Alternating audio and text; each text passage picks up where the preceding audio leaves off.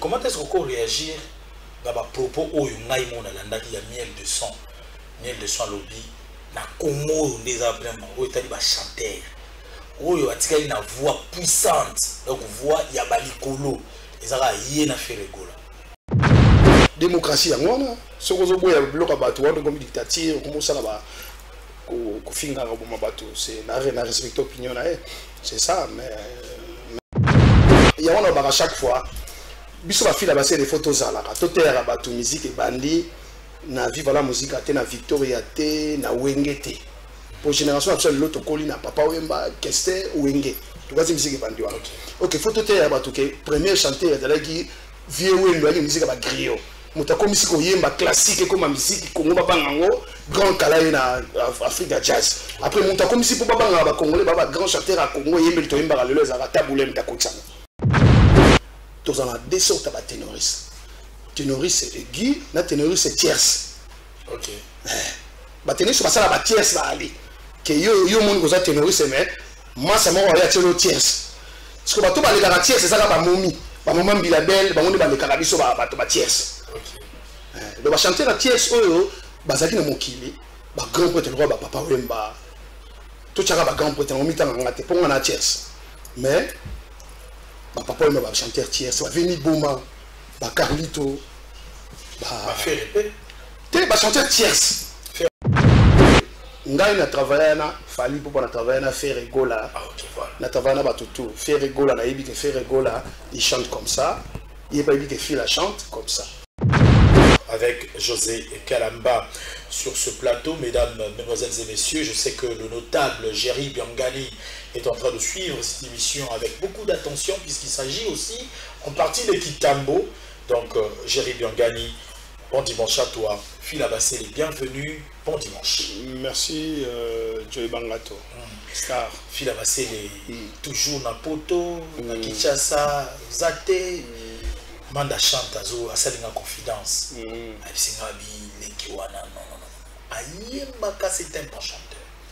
Mais n'a évité pourquoi tu tires la rana na poto. Pourquoi tu tires la rana na poto. On a une inquiétude, il y a Kouloutou Nonkou. Parce qu'il y a un plateau dimanche passé. Comment est-ce que tu réagis? Déjà plaisir, Nkoumou Kouloutou Nanga. Donc, à parmi les bateaux, Tolanda na Royemba. Donc, tant que le binanga, donc, c'est qu'il faut prendre en considération. Mais là, on répond que on est musicien à vivre selon ma demande, selon mon emploi du temps. Bon, ma carrière en solo, qui na libanda, na une demande de paix et belé que na cause na Congo. Donc on a sens soin. Mais na Congo na par plaisir il y a banamboka ko que ça va fan na ngai oyo balinganga, on a ya pour na mort na bango. Mais ça répond à des demandes parce que la demande mina zoara libanda trop. Donc comme pour dire que professionnellement parlant, finalement c'est les musiques les a assis dans libanda. Mais n'habitez sur eux comprendre. Pas dans libanda. N'habitez sur comprendre moi mon inquiétude il y a un moment de chante. Donc on dirait ils ont vivre penzate nengenduli. Moi des places dans laquelle mais on va musique de bien nduli. Nenge vivara n'habitez. Bon, au moins, ma carrière, tu as milieu de bandi et puis na professionnel, carrière professionnelle peut-être dans le bicart toujours. Bon, nga isogi nga isuwe na s'installer vraiment na kini, na zanaki, na sama mtu na kini. Mais na kana impression sur ce qu'on a na kini. Na zaba demande mingi tout le monde dès que quand na za déjà bon. OK. Hein? Si on a la portable, on a demandé mingi libanda donc c'est comme moi na manka ka bato ba libanda ke bato ba na kati parce que boni eza comme ça na sala qui temps na mingi na ba ke tellement ba artiste aminé les bazana Congo awe belé basé belé na Congo donc musique et comment le rôle et Karamina Bango je pense comme ça Phil Abassé les yozo mi pe sa chance non na biboy espace exacté selon yo pour na biboy la cité espace. OK. Et ça la façon parce que mon enfant dans la zone baké nous sommes ça toujours travailler sur le travail sur dengue tout ça que à vivre à la musique d'abord ils ont la musique travail donc on a mutu baro et mité tam sur le bombashi il se retrouve à Lubumbashi, bah, il était en erreur partout. Mais ngai, n'a jamais la king kessel le mener. A même un ami qui est la bêtise basée, la bêtise Olympia, na coupe ami qui est bon moi dans la tikali. La bandi carrière sco professionnel n'a bien à poto. Donc, pour pas ton king va découvrir fil là, il fallait fil là dans la poto. Peut-être selon des pensants.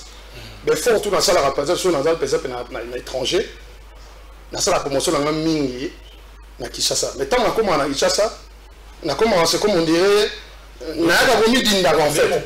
Tempaya, na comme dans le sens que bon, on y tout le base, musique tout ça comme base. Ce qui base nous en a kini, on vit bien à kini. Ce base na grand prêtre non sur la bana bikili. Au vu de Mikili. Eh bien, c'est que le nom de Babatoro, tête il va grand prêtre à Kinshasa. Il faut pas y aller là. Pour nous, on a goût sur la royale à faire la poto. Et ma tête il y a poto ne va pas la poto. Nous avons que ils sont sans nouvelles. Mais qu'est-ce qui bloque? Namo lelo yeyo moté na nderomo na cloche wana na éviter. Si ko yonde au comprendre côté wana révolution bandi au niveau asseoir si ko base ba bureau pendeza là pour que nazara déjà ce coup manda chata beti lisolo ya fila basele c'est d'abord fila basele oyo on parle pas fila basele de Victor Eleison, on parle fila basele de un chanteur bon interprète. Interprète de quoi? Dans des concerts où je joue. On me voit où?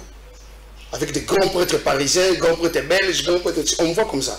Mais le jour où on a un kini, on a des grands concerts, pour la musique on a des tagas, c'est difficile pour la musique populaire aujourd'hui, pour la musique populaire, tu comme une là-bas, tu vois? Parce qu'on a la musique, on attend la kala, tant que Franco va bêta qui en haut, ils ont la musique populaire à kala, la table la musique populaire kala.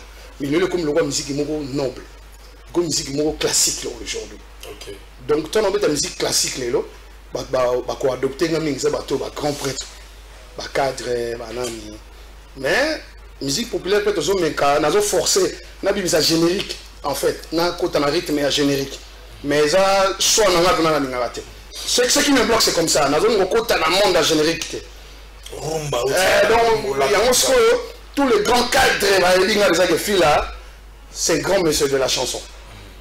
Mais comme nous avons forcé tout le générique, qu'est-ce qui manque pour que Amour Fou, Déception Ricardo et comme chanson c'est ça le problème, par exemple toi. Des très belles chansons. Bon, Déception Ricardo, Amour Fou, 3 heures. Oh bah si bah yélanze mouana, bah ça nga mamoko, comme ça nga likolo, bah comme ça nga likolo il y a tous les gens où bah ça n'a succès de l'océan bango, parce que déjà on va découvrir là, donc fille à toi tu es grand, mais moi je suis petit par rapport à l'âge, par rapport à la génération, nous on est tout là-bas, donc il y a bien mon 3 heures, n'a pas ce devoir moko, est-ce que au sortir mon 3 heures au linga en a fait, nga c'est en fait Nicolas. Et puis ça fait des années, non? C'est exemplement parce que. Et puis quand on a posé une question par rapport on a un exemple. Voilà. Tous les DJ là, ils ont un dans ma fille avait battu mais tant que tu es dans la boîte, jamais tu as battu la nzembo ya taboulé, tu as nzembo papa ou mbalo baraté. Déjà la saka nzembo les gens rentrent dans le piste. Mais battu belé, c'est la rapide DJ coaching boy occupé 3 heures. Et nzembo na yo ko ngona TV ACP la ebini. Donc nous c'est comment concentrer quelque part. Donc canalisé par des artistes. La belle voix de Fila Basele, la puissance de ta voix, la mélancolie nango. Ngai nazo kamura ke yozo ndimate que ceux qui ont sédentaire, moi micro moi belé auto na Congo, moi na mukuna. Et au Kanabato. Il faut banda. Nazara déjà bon. Sans bandi. Nazara déjà bon. Nazara déjà bon. Nazara beti grand concert na dernier concert na Kinshasa na beti na village Chetemba. Gouverneur de la ville, na PC mote monsieur le gouverneur de la ville, Jean-Tilingo Bilal, papa social, qui nous beau Ozomo na kaya qui concert nanga parce qu'il sait que ce jeune fille là-bas il est parmi les gens qui interprètent Taboulay loyalement. Parce que lui, comme il est fan des taboulets, a déplacé avec sécurité, tout le monde a dit, désolé, ça lui a dit, tout gouvernement, c'était chaud. Dans Zaki, première vie de premier citoyen de la ville, il concerne. Il a dit, aïe, sanitaire, parce que sa fille là, pour lui, osa mokitana taboulet. Aïe, parce que oui, interprète loyal. Loyalement en fait. Loyalement veut dire, osa mande taboulet, na voix fille la mozo essayer ou bien ça taboulet. Pour pas baser à toujours. C'est que non, loyalement. Selon lui, selon son intelligence, c'est un homme d'État quand même. Quand même si le mot ça signifie que lui, tant sous loyalement, mais il faut reconnaître qu'en termes d'interprète, Moutoua du colon Sati. Selon. Qu'on reconnaître. Selon les gens, bon, selon Batou. On va suivre un élément. Il s'agit des filles à passer, mais on dirait qu'il court et pour y ma place en tout cas, il y a un prof une émission total. Sacré pour le habitoire, ou habitant Kataseka, ou à mon amakula Kubidia, ou habitant Menyama ou Ambouji, Yves Masweben, Mifune Kiabelval, José Moubiala, Mwanaya Mama Maria, Wangana Wangana Misaya Batosa, Wisanga Ndenge Umesana, Seli Solaya Pambae, Seli Solaya Pambanga Mopayana Yabateo, Tutuo, Wana Pongi Mama,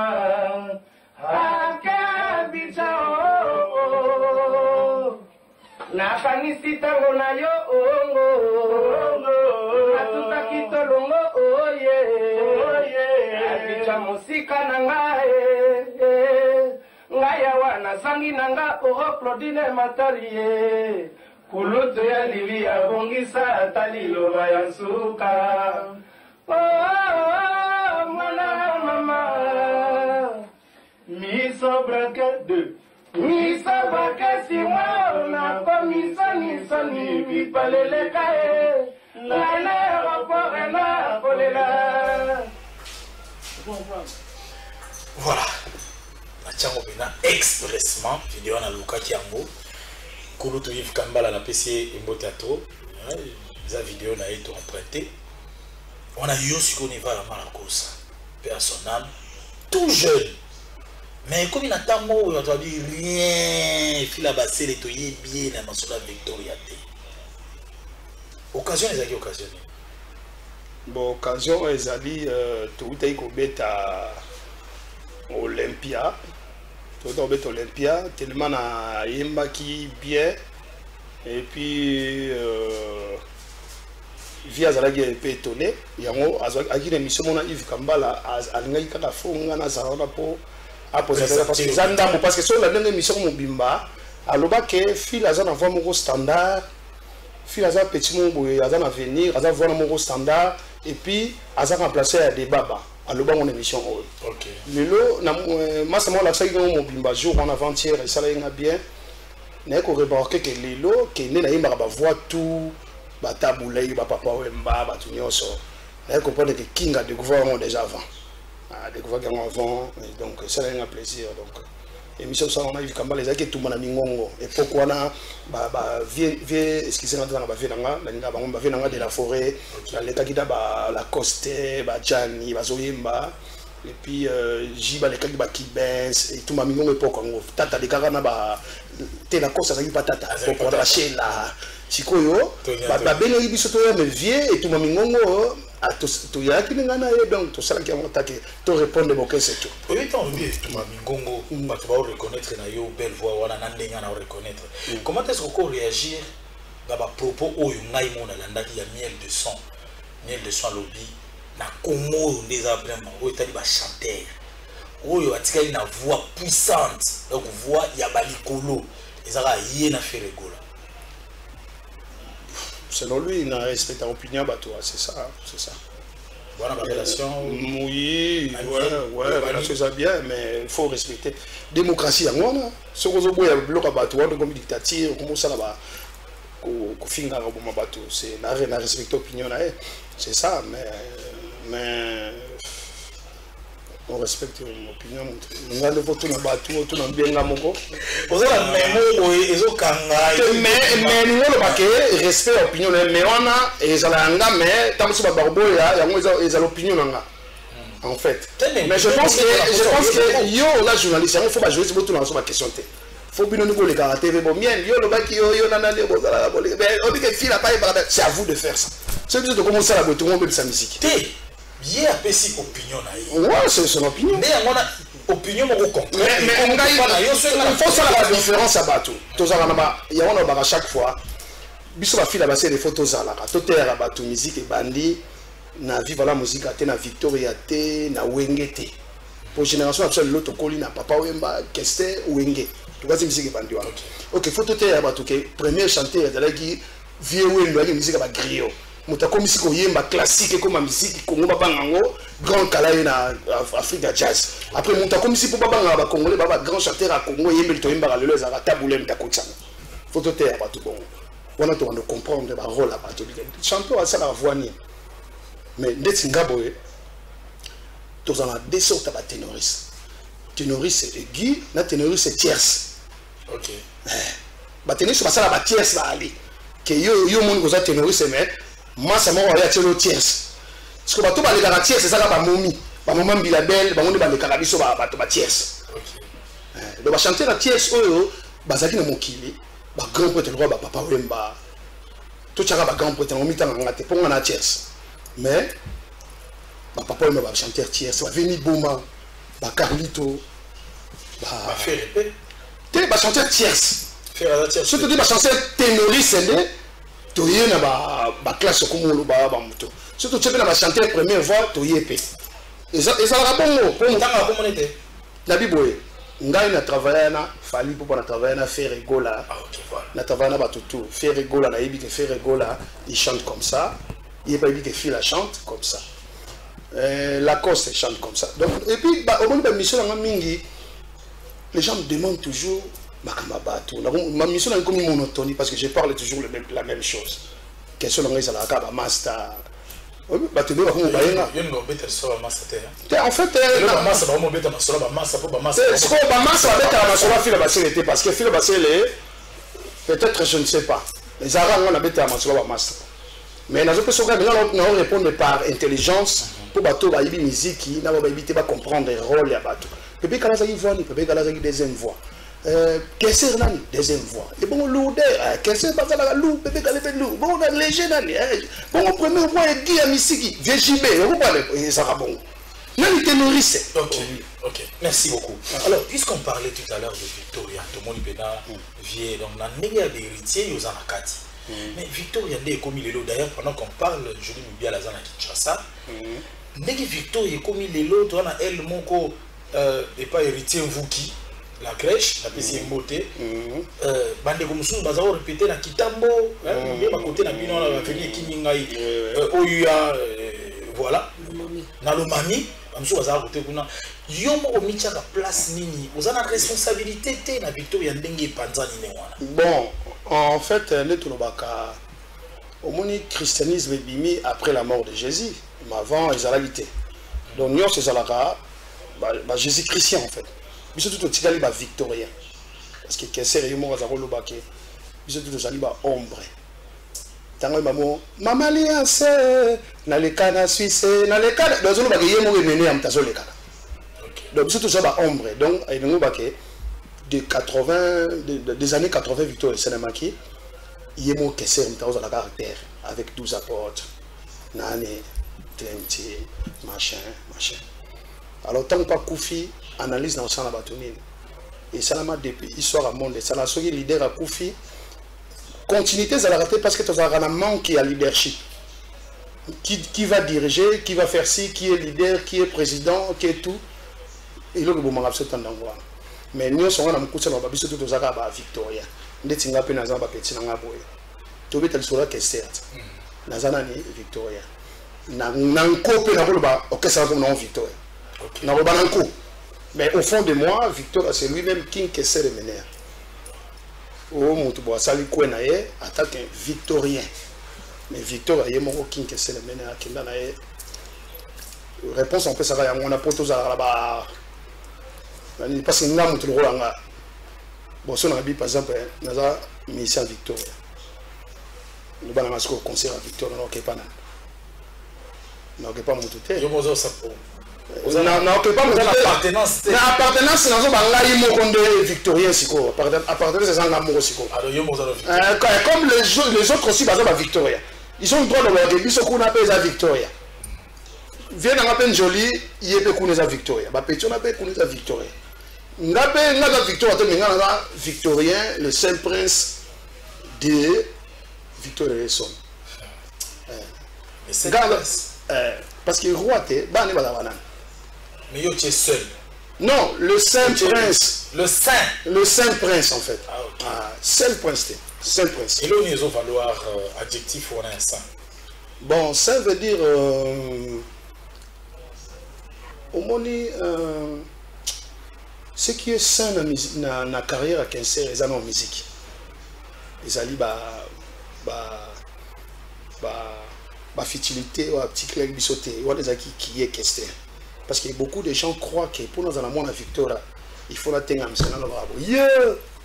il m'a dit les gens pensent comme ça au moins dans 3 secondes à Sali la bimise la victoire non 3 secondes on a fait la bimise ça veut dire d'aller bien mais tu peux incarner Kester na autre sala lelo ba ke fille comme grand interprète à Congo moi na Kester donc c'est on a ngoluba musicalement donc esprit donc biso tout ça on a pour la musique on parle pas Kester beaucoup de voitures beaucoup vous savez duo na ba musicien et musicien ni en duo à faire Revayo tout le monde Kester à faire Revayo ou bien duo ni etikala yo coup de cœur bon musicien à faire Revayo na la vie na na Revayo bête la deuxième voix tout ya mboka mais nzamba pesa ngai chance na kende pa ya bailo kanto Redi ya Misi après Redi na ye pa ya King Kester Menea mais à part Kester Menea on va que Dio et ça là bien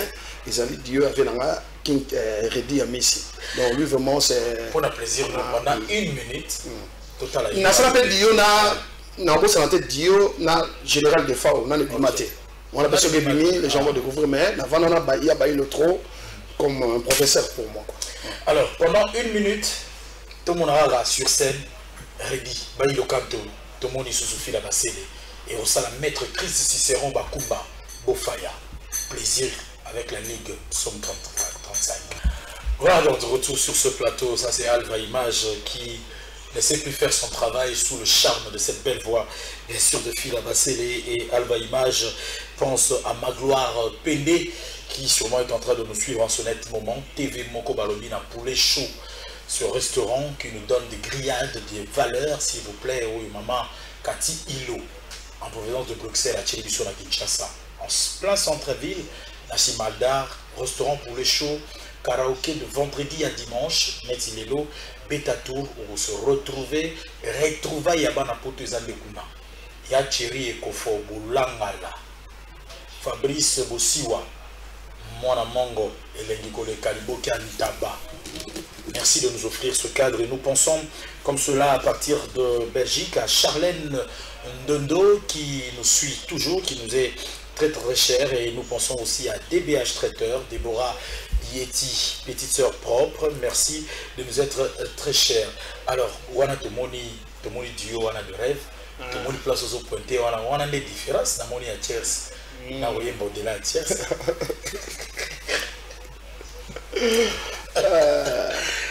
Bon, le rôle de Yobe mission va balanda mingi ba besoin qui zenga na bora moi na longa ba tona ba idanga muke bon to continuer. Ouais, professeur. Ya Willy Michel Likoda Moka, le véritable Anderson Yimbi de Montréal et puis na pesa mote na Wasam dia Kota na Paris, ya Willy Kosi papa na presse Sengi et puis c'est là Pembele les grands de Gouka ou de Liverpool. To continuer après bon. C'est la première de notre qu'on dédie de ce moment. Ouais, c'est la première. On a remarqué qu'il y a une différence, il y a tierce. Donc, bon, ils ont quoi apprendre tout le camp. Bon, en fait, les musiques peuvent la voix, ils ont la deuxième voix, ou l'équipe est ténor, c'est la l'équipe mais tu dois pas dans rôle. Si vous avez deuxième voix, il faut l'appeler deuxième voix. Si vous avez ténor, il faut l'appeler ténor. Si vous avez ténor, c'est tierce. Vous avez ténor, c'est tierce. Si vous avez ténor, c'est Guy, il faut l'appeler Guy. Vous venez dans un piano, avec moi comme un ténor, tel Guy. Donc, Guy, on a Guy, mais et puis qui vient beaucoup, à la tierce. Voilà, alors un événement, il faut qu'on en parle avant de terminer. Le 11 décembre, dans le village Diatoti. Diatoti là, ouais. Et puis, donc, déjà, dans 50 ans, on a un concert VIP dans Rond Forest comme moi. On a Chacha Bar. Dimanche au concert VIP. Il y a $20, il y a vraiment dimanche à l'Obia. Il y a l'éloté. Il y a dimanche au Chachabar. Et puis, concert populaire, nous avons dans le village d'Iantati là. Il y a un Kitambo, magasin, juste dans le boulevard. Entrée à boulevard, dans le Kitambo magasin. Donc, on a des concerts populaires, $5. Les gens peuvent venir savourer la bonne chez le boss Fernando Fila, Totila, l'ami de chef d'État africain. Vraiment. Un bon monsieur, a boosté culture. C'est un outil ville, on a Bima Magasin, juste avant Bima Magasin à gauche. Village Diatotila, le 11 décembre, il a passé l'interprétation Nyonso Oyo Lingi, il y avait beaucoup, il y a Rochero, et surtout que le 30, pour commémorer le Souliwa, il y a Taboulay. Exactement le 13. Mais l'habitude de le programme, au Taboulay, on va le 13. Le 13 on a grand poète, donc on a proposé en date. On va le 13. Non, parce que la cérémonie le 27. Il y a une cérémonie le 27. J'ai suivi chez Mamie, il est là. Donc, toujours commémorer quand Pépé Calais, par exemple, ils ont les lots, dans le cimetière, et puis Bongo dans la coalition chez Marlene Nkambu. On a continué avec Ali Calais, qui est le frère de Pépé Calais. Voilà, donc retenez cette date. Toujours la date, lui, le 5 décembre. Le 5 décembre, dimanche, on a en diagonale chez Temba Bois. Chachabar, on a un rond-point, immeuble Forest comme moi. Je pense 8e étage, je pense. Ah, on a l'icolo. On a l'icolo, là, 8e étage. J'ai $20, conseil mon VIP. Vraiment, il faut que la musique, la bonne musique. Vraiment, il faut que donc, on continue, on peut s'amuser à Paris, Candy la japonaise, Bilambe Belé. Il y a Joël Mabélé, on peut s'amuser à Nathalie Kisema. Et puis, Mote na Boss. Bienvenue dans la maille, na flat Lulo, dans ma campagne. Donc, photo coûte tous les 11 euros. Et puis, on peut s'amuser à Nounou Maï, papa na Mardoché, papa na Schengen, Nounou Maï. Et puis, on peut s'amuser à Ange Télécom, Ange Maï, Dage Mungamba. Il y a Gilles Dikando, il y a Mapo Finine, on appelle ça Mote. Voilà, toujours répéter, c'est chaque jeudi, dans la gentillesse, dans Kitambo. On a venu au numéro 11. Ex-non-commet. Chaque jeudi, tout le monde n'est pas à Bourgeois Gentil Kassongo. Dans les gentillesses. Et puis, honorable Vicky Kakese, site au FA4 aux États-Unis. Vraiment, on remercie Nayo. Et puis, des moyens qui. Dino Miyake, porte-parole Langaï. Animateur, donc il y a.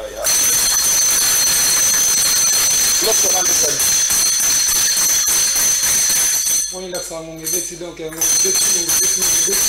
ça dit donc l'idée n'a pas si bon retour au pays leader lettre F il va passer les messages d'Ambakou mais ça derrière la lettre F messages d'Ambakou mais ça messages dans les sous messages dans la beauté il y a bébé beauté million au monde mais c'est oh les lois papa le cola papa Taboulay c'est que la charge va bien il va passer les hommes comme le yembo tout ça yo tout le papa la bisu papa wemba Pépé Calais babité fila basele donc tikala vraiment donc wana fanda na ngwende na yo nzambe lo ya le wembo mungongo to pesa pana donc ya wana ko bengele lo itoka vola ngete kanya mais soupe dans l'autre boy fichata mais la soupe donc sambo bo resati ouais vraiment itoka vola ngete kanya mais soupe kanya mais soupe l'autre ça dit na l'autre na yo ba kanya na ça la moi ma mais la soupe et mi do soupe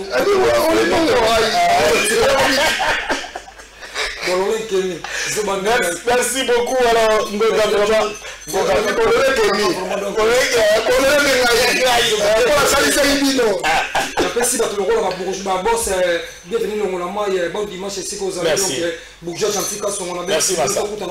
merci beaucoup. Merci vraiment, le 5 Nachacha en ville, le 11 au village Diatoutila. Nous en profitons pour dire merci à notre habilleur, nos habilleurs. Mais il faut commencer par Nounou Dembika avec la maison Dance, boutique d'habillement et cosmétiques à Bandalungu à Kimbanza Inga. Merci à toi Nounou Dembika. Tu avais José Kalamba. Quel José Kalamba? José Kalamba, Jos. C'est mon frère, Romain. Ah, ok. C'est qu'il faut y aller, Bouka. Ah, c'est mon frère, même. Okay. Mon frère. Voilà, Jos Mondele. Nous pensons à Peter Kahn qui continue à nous habiller. Et aussi Nixon Boutique de temps à autre qui est avec nous. Rocky Sanda sera en ce jour à Kinshasa en provenance du Katanga. Il ne sera pas seul, il sera avec Urbain Moubibia. Ce sont mes amis, mes frères. Je vous dis énormément merci. Ça va finir ici cette émission.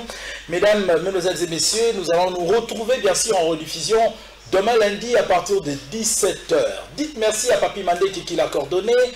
Dites merci à Frédéric Kipimon qui était à la réalisation et à la manette. Comme cela, la régie était se trouvait Alva Image. Gaylor Kanza, le japonais le plus suspect, guerre sans fin de Bandalungwa, était au plateau. Moi, je vous dis merci. Si vous ratez la rediffusion, suivez-nous sur Joe Star officiel télévision. Vous allez revivre ces moments. Nous allons vous souhaiter bon anniversaire à vous toutes et à tous qui fêtez leur anniversaire à travers cette rubrique. Mais permettez-moi de dire bon anniversaire à Tadi Landou, mon ami